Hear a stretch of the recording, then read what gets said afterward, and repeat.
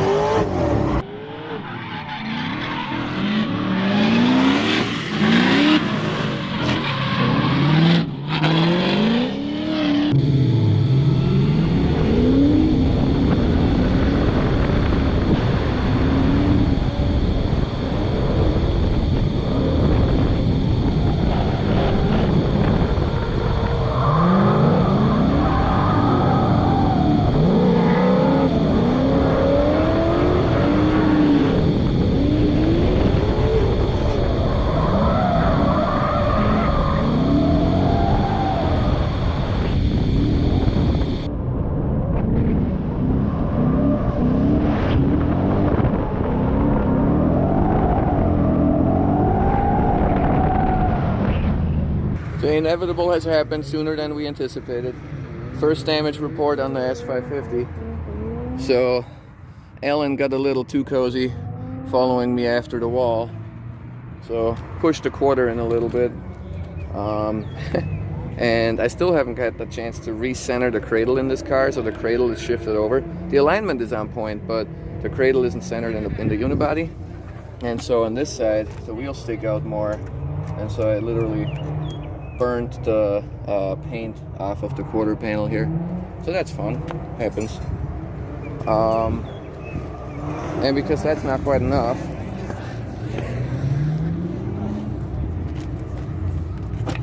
at lock, going through one of the dips on the track, I actually folded the fender. So yeah, it's starting to actually look like a drift car. Whee!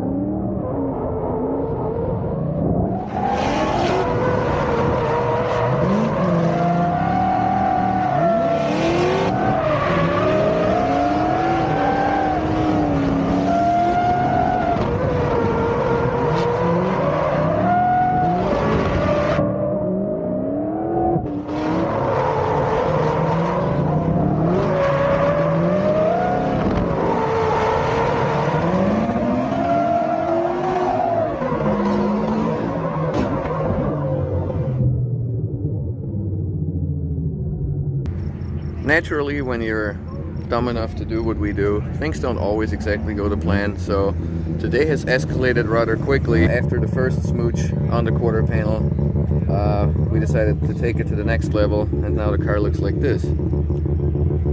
Whoops. So yeah, the rear quarter is crushed in like a solid 8 inches at this point, and Alan is ripping the quarter panels in the carbon fiber door off of his car right now because that's not looking so hot either. This thing still drives, it's just a lot less pretty than it was recently. So the tail light is busted, the quarter is crunched, the rear bumper is messed up, and I think the trunk also is warped a little bit. It didn't bust the tail light glass out of it, it's not bad enough for that. But you can see by the gaps here that even here to the trunk, looking over there, it's like everything. Like, see, it's touching right there. I mean, this shell it's fucked basically. Wheel. I mean, lasted 3 events, so that's not bad. Good morning. Just getting ready for day 2 here at USAIR, and hopefully it's gonna be a little less chaotic and a little less mayhem than yesterday. As you can probably imagine, I'm not super thrilled with all the wear and tear that both cars have experienced. Building that almost brand new Mustang from scratch just to like bash it all up, that really hurt. So it's what it is though. It's part of the sport. Boo-boos will happen. And I was going back and forth on whether or not I should go wide body and like tube and all this and that. It's like, nah, you know, initially when the car is nice, I'm just gonna leave it stock body for a cool paint job on it and go from there. But I feel like after thinking about it quite a bit yesterday and last night, I think the priority, the order in which things need to happen has kind of changed on account of how yesterday went. Was almost calling it quits yesterday and just like head home and not make it to day 2. I was like, it's such a long drive home and we already have a hotel, so I was like, might as well just spend the night, you know, think it through, catch some Z's, and then ironically, you know, and see how we go about day 2. So the plan is now to actually drive day 2. I've got 1 set of tires left for the Mustang. We'll see how far we can make it on those, and I really want to focus on getting more seat time in the Mustang just to get more proficient with that new to me chassis. And then for the blue car, the suspension got tweaked, my little off-roading excursion, but I think that there's enough adjustment in the arm to compensate for the bend. Here's a quick visual for you guys of what we're up against. You can notice that the wheel is positioned a little peculiar and way too far back compared to this. Alright, it looks like this kludge might be a go. So as you can see where the paint peeled, the arm got stretched, and then from underneath it's actually kind of nice to see that this heim joint is no longer in line with the arm, so that's bent, but it's the arm itself that's bent too. So that took a really hard hit to make it all move like that. But thankfully we had enough adjustment left in the front heim to do a quick and dirty, and by dirty I mean really dirty, caster adjustment. And basically I just put the wheel on the car, measured from right here, from the skirt to the tire, and that was down like to like 1.5 inches on the passenger side and 2 3/8 on the driver. So I just tweaked the adjustment until we had the proper caster. So yeah, let's see if this drives. Quick test drive through the parking lot, and unfortunately, while not as severe, driver's side got tweaked too, because normally I don't rub there. So kind of decastered both sides of the car. And on this side, like just on a visual inspection, you know, going through all the arms and the joints, I don't see anything bent. It's just either very minor, or maybe like the bolt slipped or whatever. I'm not exactly sure. It doesn't take much, you know, like a millimeter in the middle of this joint right there would be enough to change things by a couple degrees. So not sure. what the dealio is, but there's only so much time I can spend on the track wrenching. And then the other thing that was a pleasant surprise was when we popped the hood to look at the control arms. Yay! The belt is half done. So I think today, for Blue, it's going to be a short day on track. Get a couple laps, call it quits.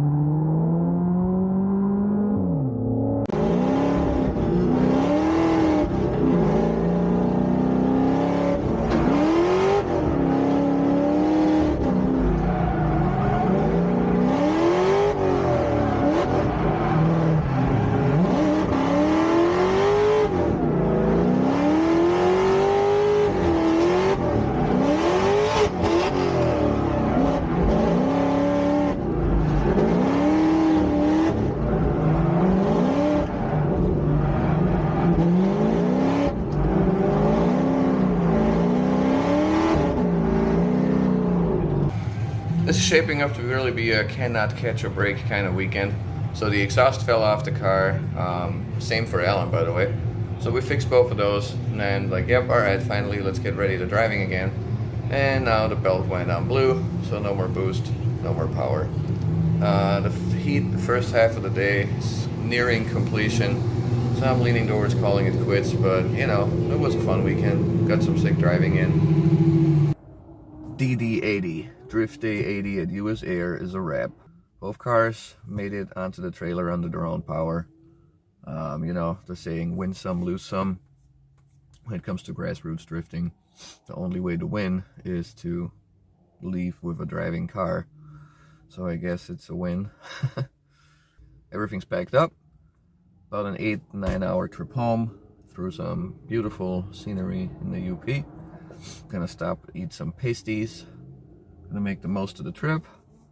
And yeah, looking forward to next time. This track is an absolute riot. It's so much fun to drive. And I'm really looking forward to reviewing the footage that at this point in time in the video you probably have already seen. Because like there were some really good moments between Alan and I tandeming on advanced. It was a lot of fun. And with a little luck, we're going to be back for DD81, which I want to say is end of June. Next event, if memory serves, is MIS. It's another 2-day. So I've got a couple days to button up the cars. And then we'll shred again shortly. So see you all at what's MIS? So see you all at Michigan International Speedway for a dope 2-day with 2 tracks. Should be a good time. See you guys there.